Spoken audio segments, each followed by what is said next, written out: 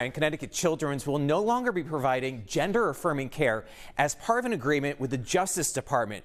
It is one of 3 hospitals to do so, joining Texas Children's Hospital and the Cleveland Clinic. NBC Connecticut political reporter Mike Savino has the reaction.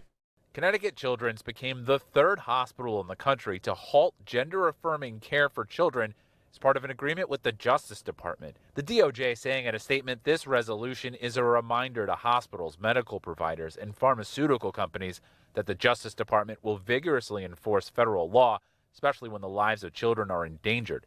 Connecticut Children's decision drew praise from groups like the Family Institute of Connecticut. Hopefully, we are at the end of a really sad, dark chapter of American history where people thought it was okay to do this to children. Connecticut Children's said patient privacy remained our foremost concern throughout the process, and we were able to resolve this matter without disclosing any protected patient information to the U.S. government.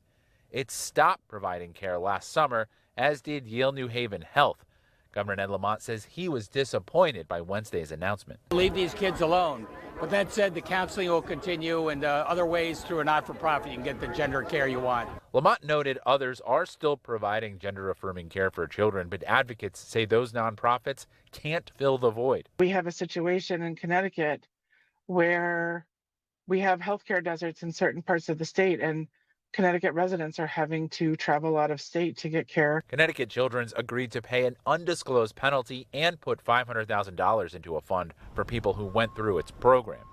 It's justice for minors who have been genitally mutilated by Connecticut Children's Hospital, and we hope that this will be an example to the rest of the country. But a pro-LGBTQ rights group is suing both Connecticut Children's and Yale New Haven Health to get their services restored. What this really represents is yet another attempt by the federal administration to strong-arm parents out of getting their kids the evidence-based care they need. We reached out to Yale New Haven Health for comment. A spokesperson said there's no update from their decision a year ago when they stopped prescribing gender-affirming medicine. The facility is still providing counseling. From Hartford, Mike Savino, NBC Connecticut News.